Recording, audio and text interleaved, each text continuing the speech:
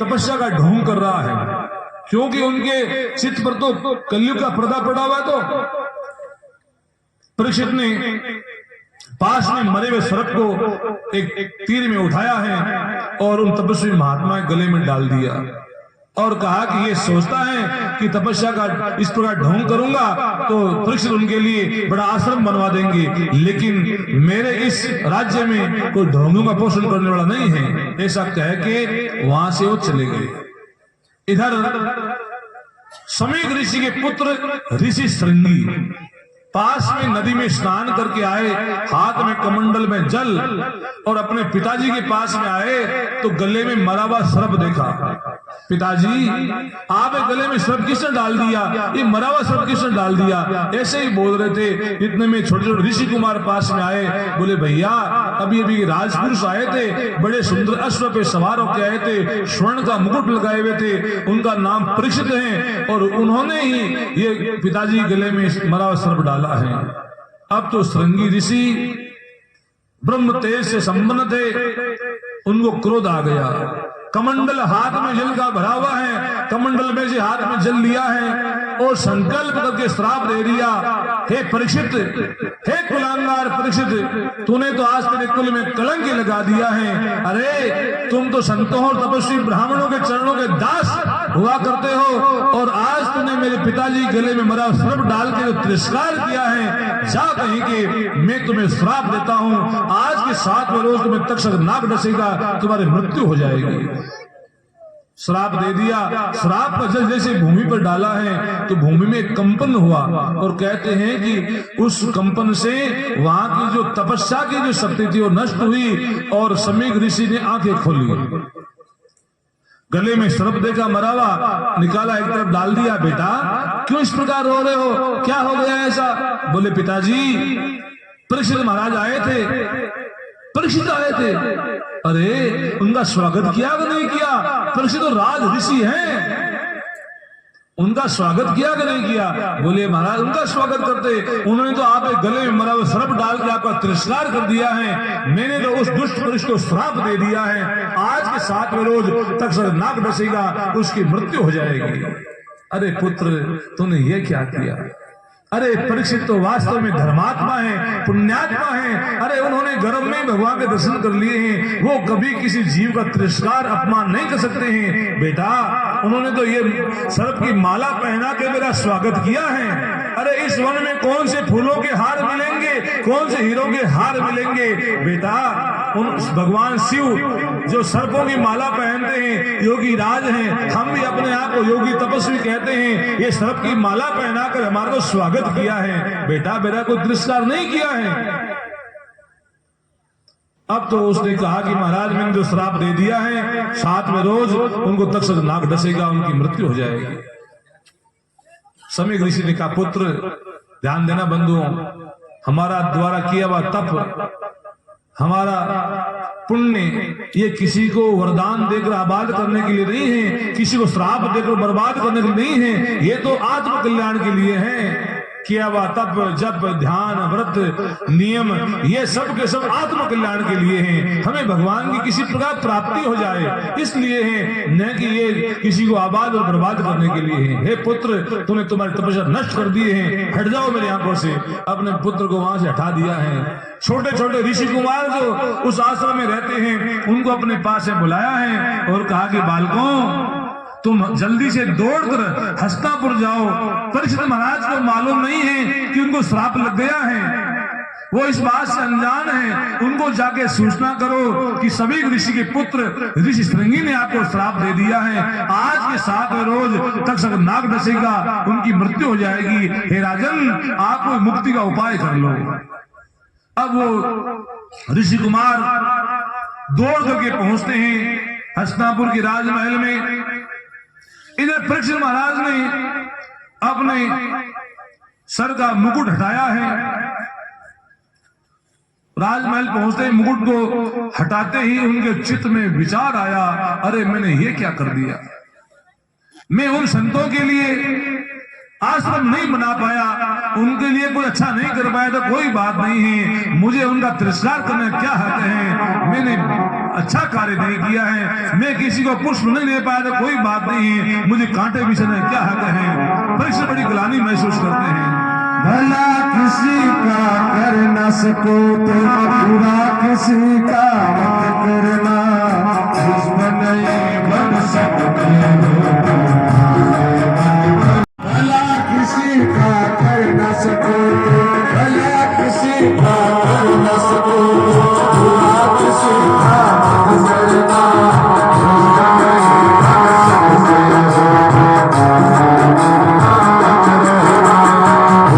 नहीं बन सकते हो।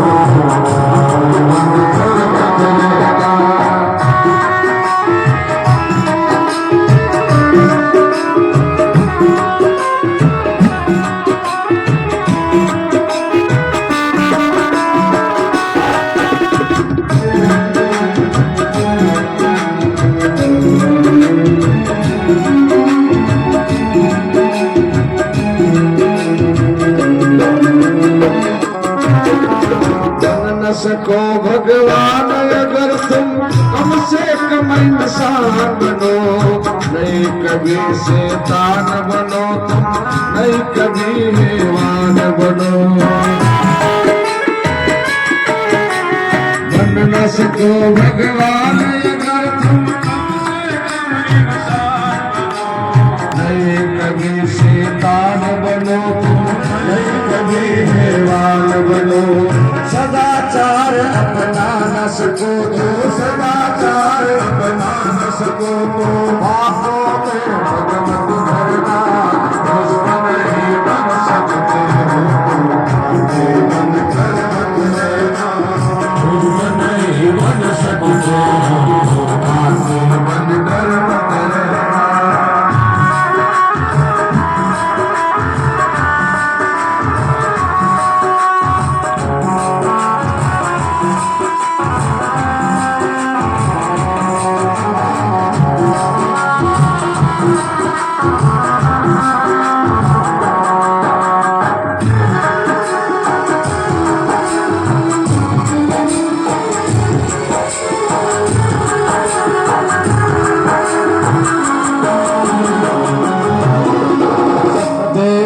न बोल सको तो झूठ कभी भी मत बोलो, बोल रहो तो ये अच्छा है, कम से कम विष मत बोलो।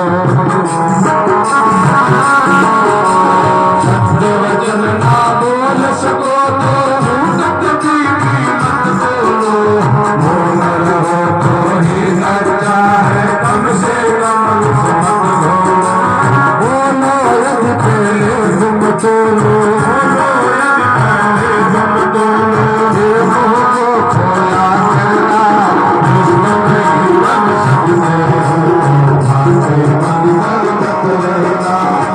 महाराज ने अपने किए हुए का बड़ा पश्चाताप किया।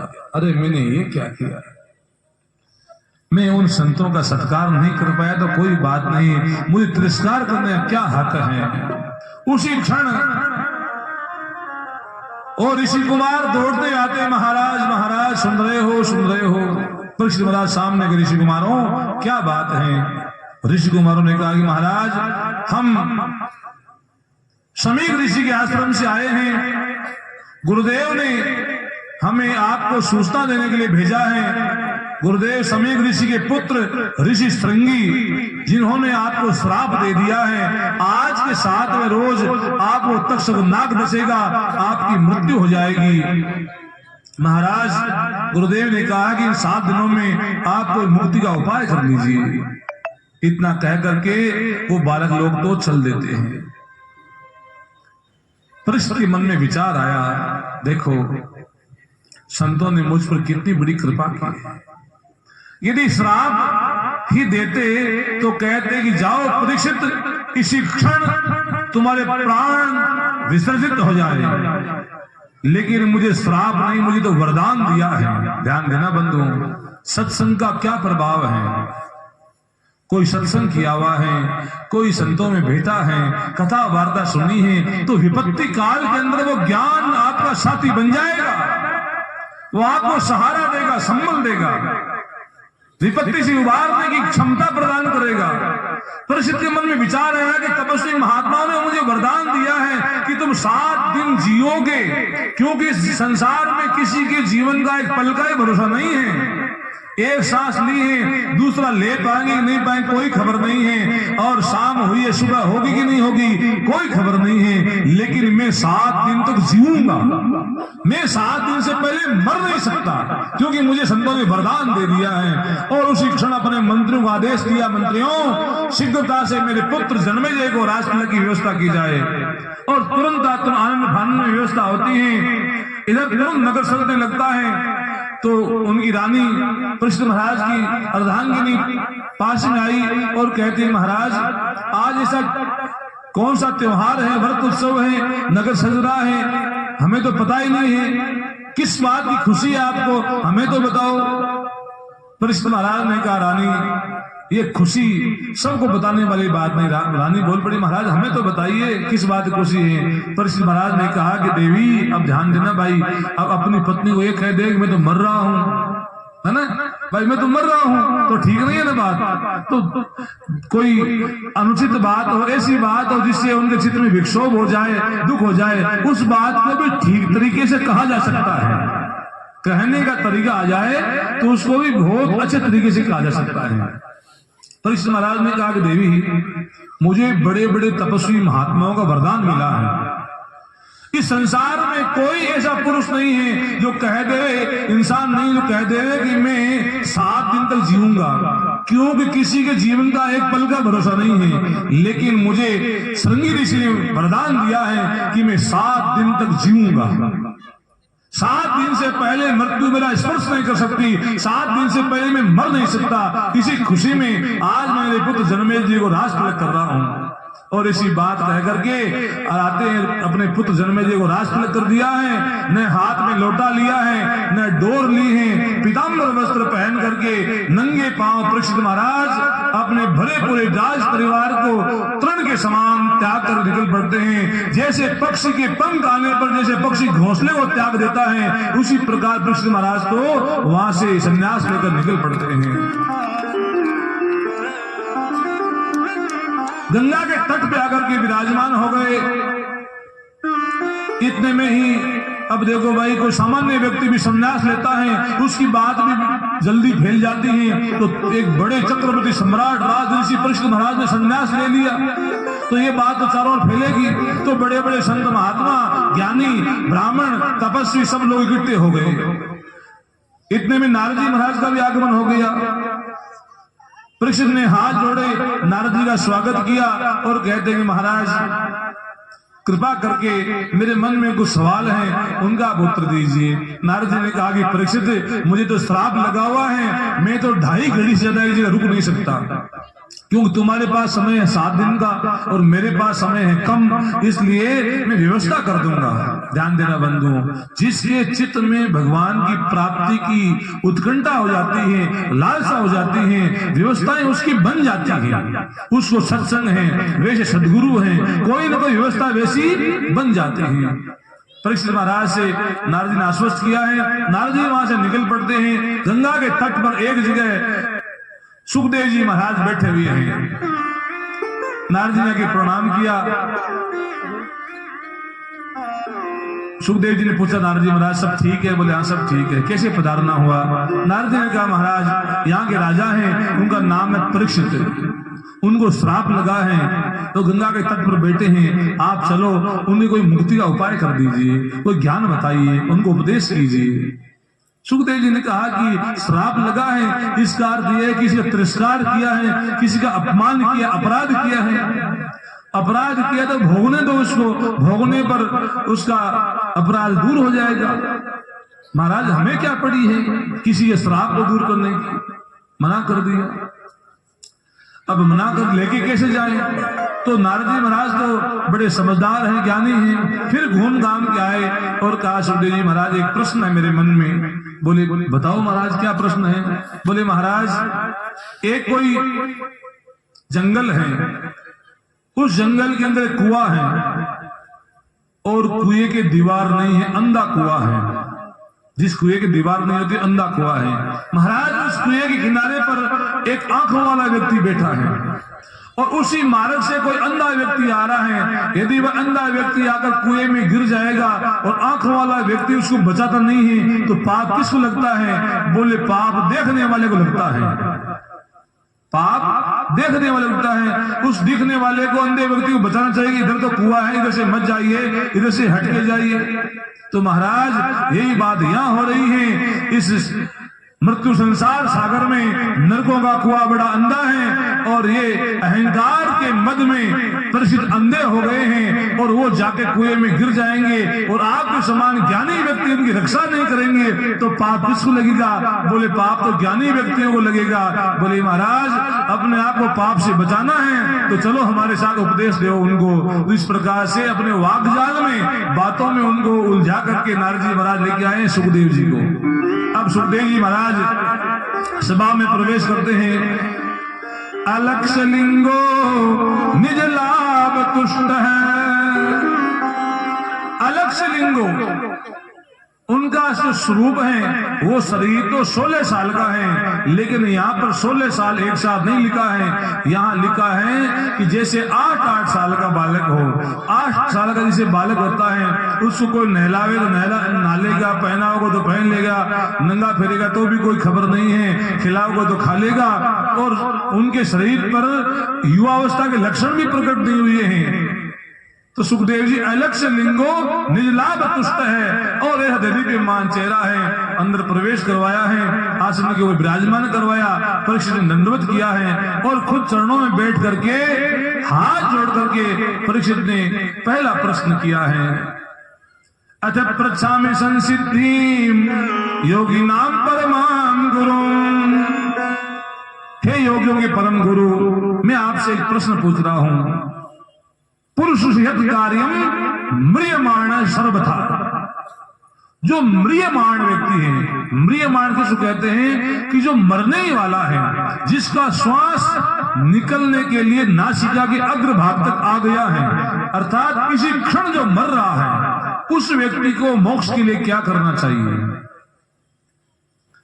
सुखदेव जी के चित्त में बड़ी प्रसन्नता हुई। वारे परिचित, वाह क्या बात पूछी तुमने।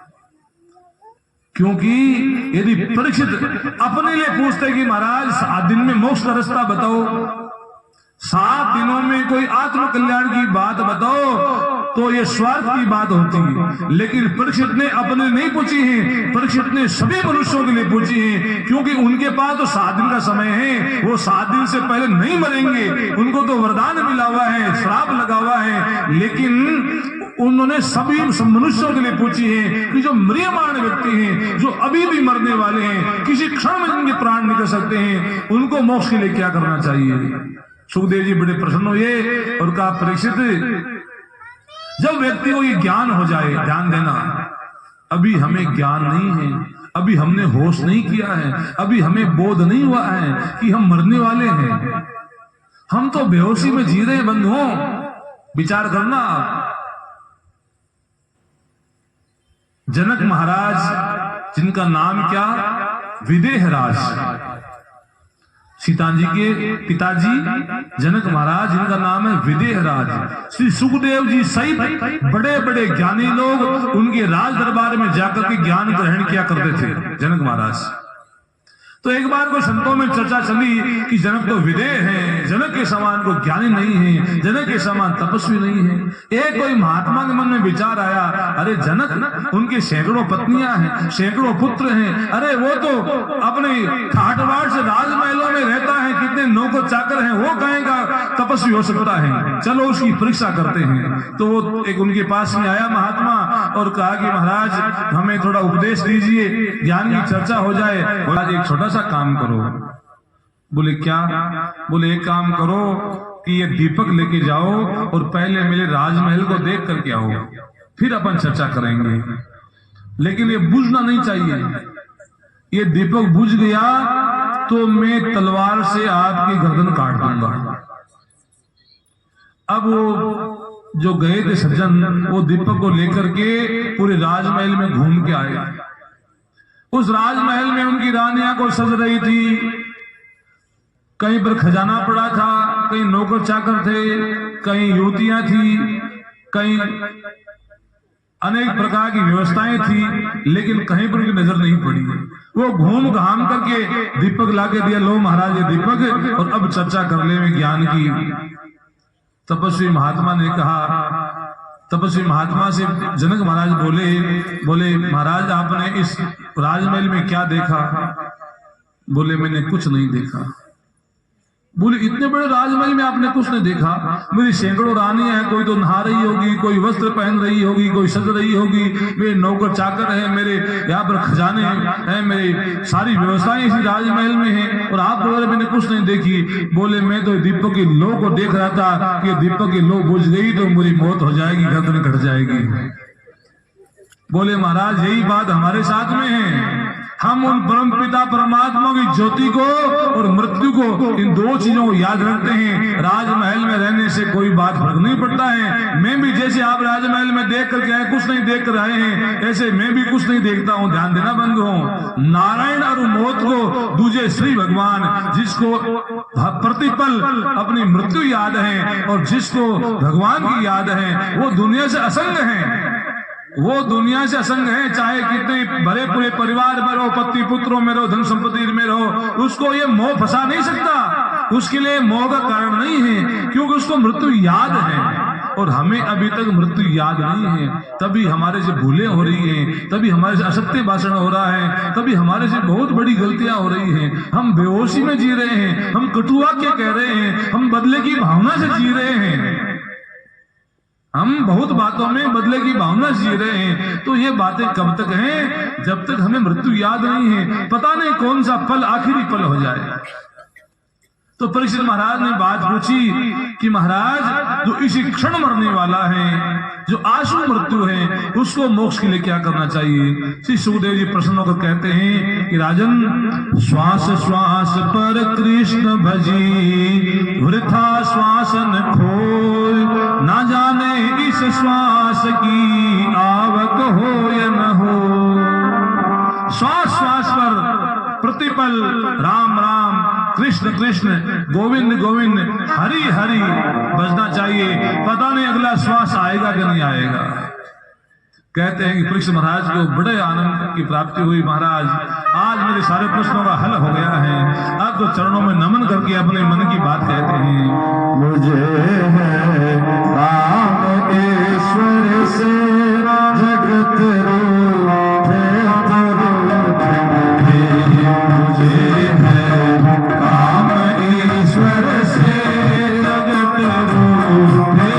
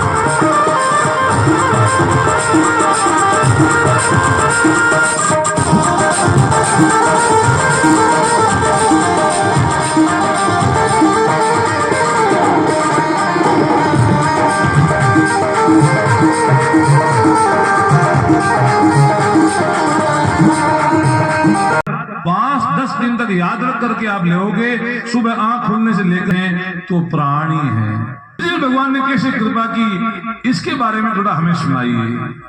सुखदेव जी बोल पड़े, परीक्षित बहुत ही भक्ति बढ़ाने वाली कथा है। जिस समय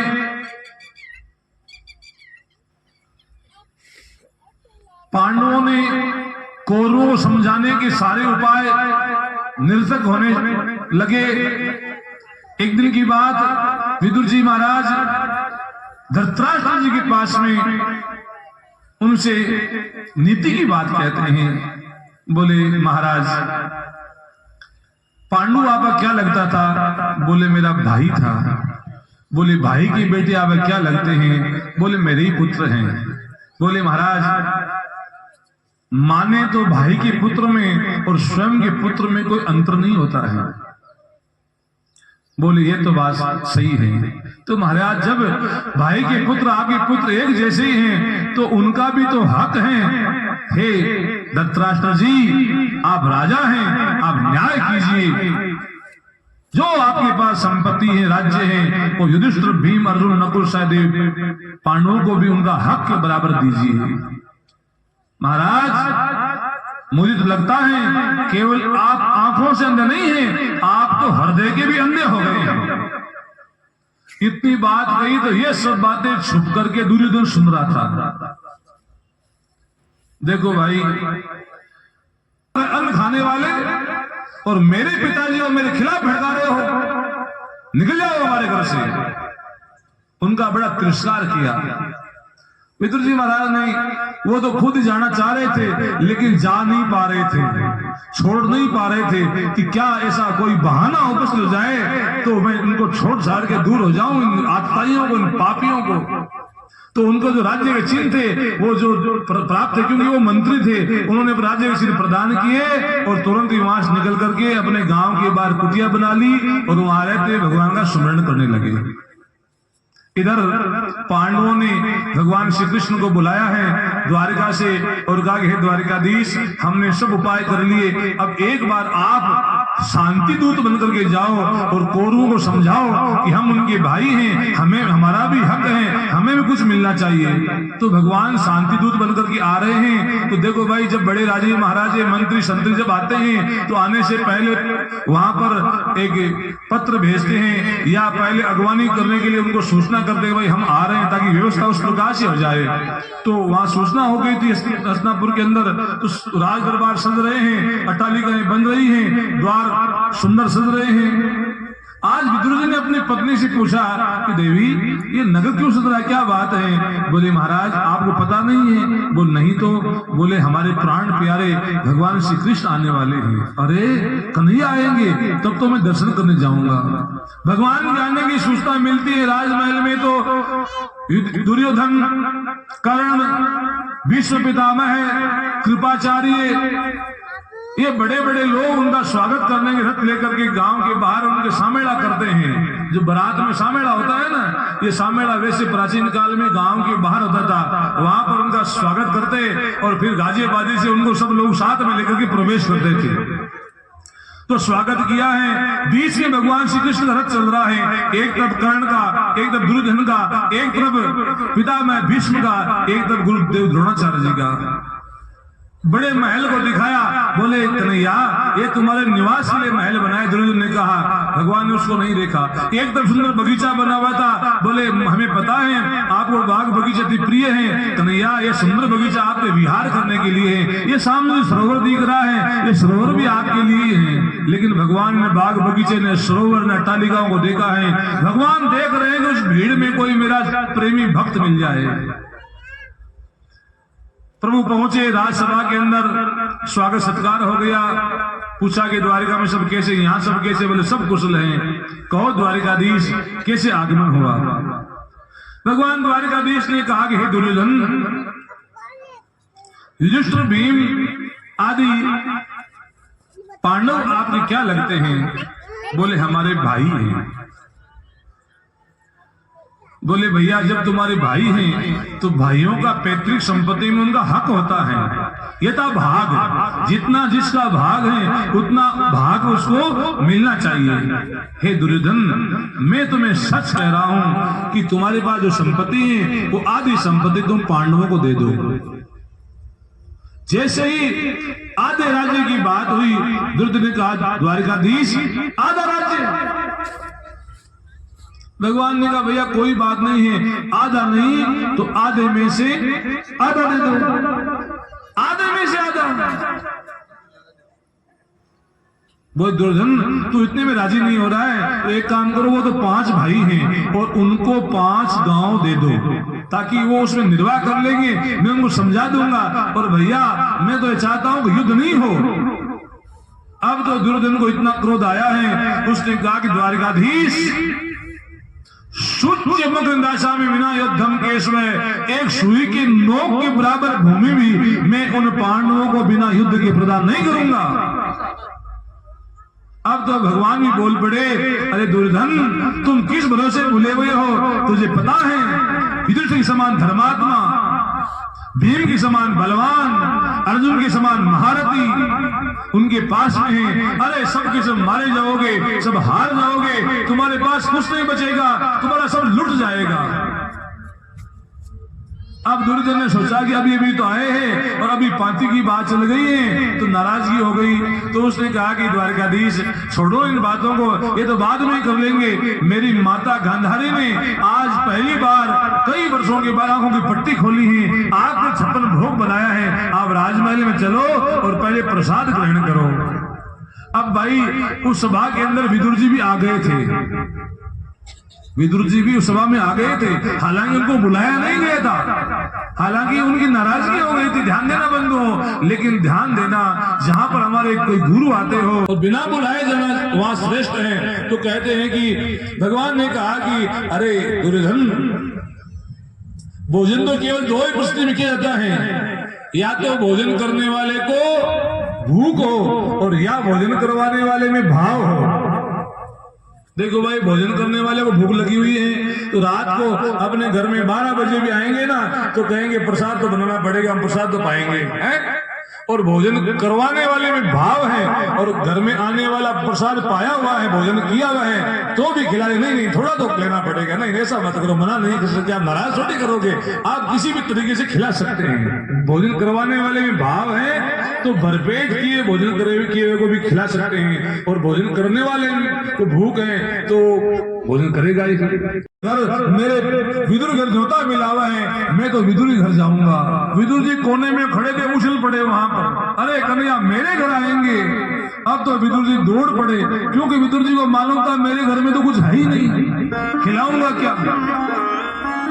विदुर जी दौड़े बाजार की तरफ और भगवान तो सभा में से तुरंत ही खड़े हो गए और पैरों में चरण पादुका पहनना भी भूल गए। ध्यान देना बंधुओं, भगवान अपने प्रेमी भक्त के घर जाने के लिए इतने आतुर हैं, इतने उत्सुक हैं। अरे कोई बुलाने वाला चाहिए, बोलती है मूर्ति, बुलाने वाला चाहिए।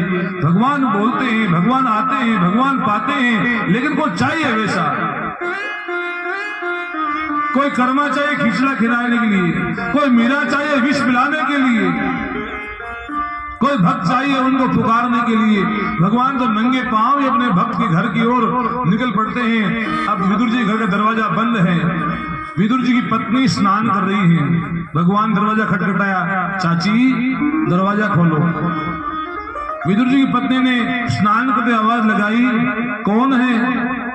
भगवान ने अपने माधुरी वाणी से कहा, चाची मैं द्वारिका से कृष्ण आया हूं। कृष्ण ऐसा नाम सुनते ही वो तो झट से दौड़ पड़ती हैं। विदुर पत्नी स्नान कर रही थी, उसको होश तो नहीं रहा कि मैंने वस्त्र नहीं पहने हैं। दौड़ के आई, दरवाजा खोल दिया। अरे आओ कन्हैया, आओ मोहन, कितना लंबा समय बीत गया इंतजार करते हुए। भगवान ने देखा, रहे तो मेरे प्रेम में पागल हो रही है, इसे होश नहीं है, तन को भी नहीं ढका है। भगवान झट से अपना दुपट्टा उस विदुर पत्नी को उठा दिया है। विदुर जी को पत्नी को तन ढकने के लिए अपना दुपट्टा प्रदान कर दिया। बंधुओं, जन्म जन्म होनी जतन कराई, अंत राम कछु आवत नाही। जन्म जन्मांतरों तक तपस्वी लोग तपस्या करते हैं, लेकिन भगवान की झलक तक नहीं पड़ती है। लेकिन वो देव दुर्लभ दुपट्टा आज विदुर पत्नी ने दुपट्टा ओढ़ लिया, तन को ढक लिया। आओ कन्हैया, आओ मोहन। अब घर में प्रवेश दिया। अब घर में बिठाऊं कहां, पूरा आंगन फुटा हुआ है। और दौड़ कर गाय का गोबर लेके आई, एक जगह चौका लगाया, एक चौकी लेके आई। विदुर पत्नी प्यार में प्रेम में इतनी पागल हो रखी थी, चौकी को सुल्टा लगाना भूल गई, पाए ऊपर चौकी उल्टा लगा दिया। बैठो कन्हैया। भगवान बैठ गए उसके बीच के अंदर। अब देखो भाई, जहां भाव होता है वहां भगवान को भूख लग जाती है। भगवान ने कहा, चाची बहुत दूर से आया हूं, द्वारिका से आया हूं, भूख लगी है, जरा को थोड़ा प्रसाद लेके आइए। अब उनको तो पता था कि पिछले 3 दिनों से घर में चौके में बनाकर के प्रसाद का भोग नहीं लगा है। ऐसे घर के हाल थे। लेकिन विदुर पत्नी दौड़ करके पास के बगीचे में गई और कच्चे कच्चे केले लेके आई और भगवान के सामने बैठ जाती है। केलों को छील करके छिलके तो भगवान के हाथ में दे रही हैं और घी को थाली में डाल रही हैं और बड़े प्रेम से भगवान प्रसाद ग्रहण कर रहे हैं, प्रसाद पा रहे हैं। आज हरिया विदुर भावना आज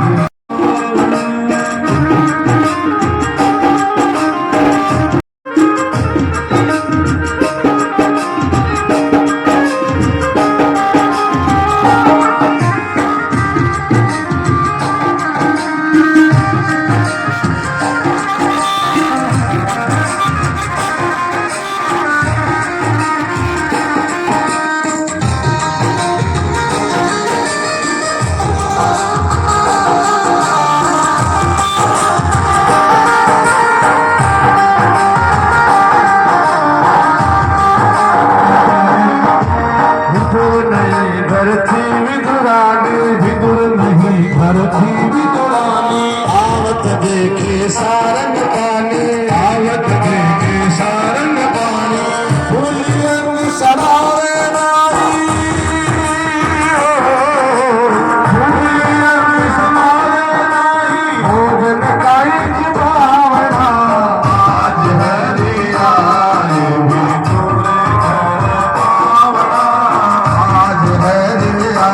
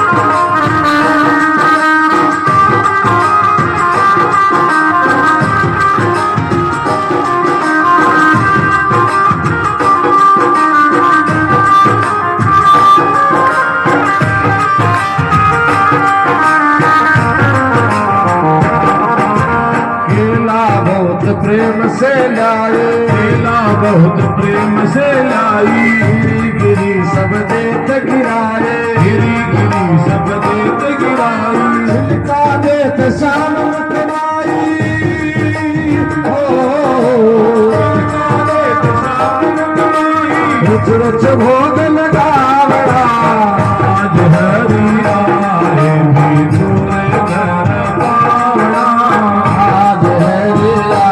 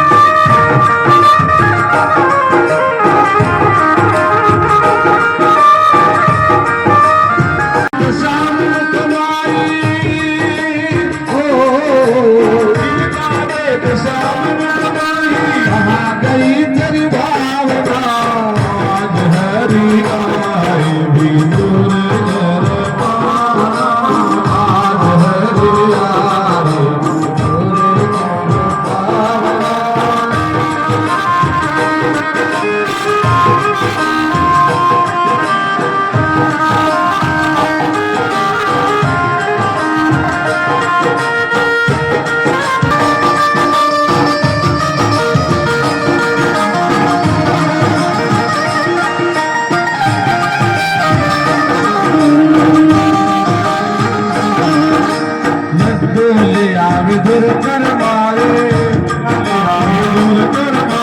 नटवन देत श्याम मुख माए हे कृष्ण जी सुनो विदुर जी